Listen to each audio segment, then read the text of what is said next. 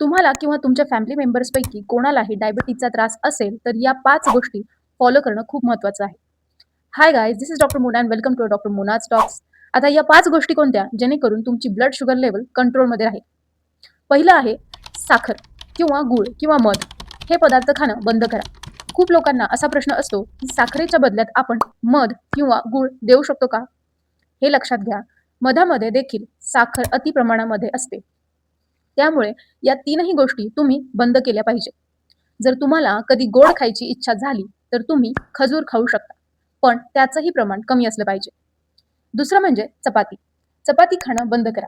स्टडीजमध्ये असं पाहिलं गेलं आहे, की जे लोक चपाती जास्त प्रमाणात खातात, त्यांच्यामध्ये डायबिटीज होण्याचे चान्सेस जास्त असतात.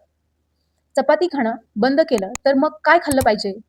तर लक्षात घ्या, चपातीऐवजी तुम्ही ज्वारी किंवा बाजरी किंवा नाचणी खाऊ शकता. कारण यामध्ये फायबर्सचं कंटेंट जास्त असतं आणि ब्लड शुगर लेवल कंट्रोलमध्ये राहण्यासाठी मदत होते. यानंतर बॅलन्स्ड डाएट घेणंही तितकंच महत्त्वाचं आहे. आता बॅलन्स्ड डाएट म्हणजे काय?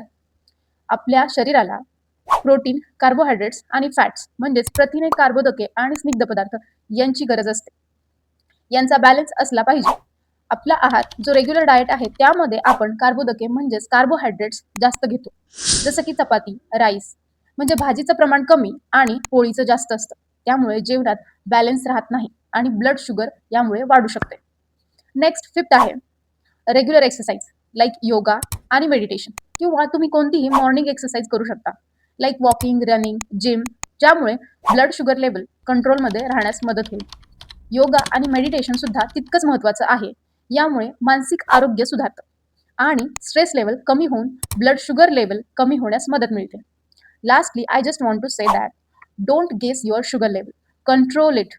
तोपर्यंत keep watching, keep reading, keep growing.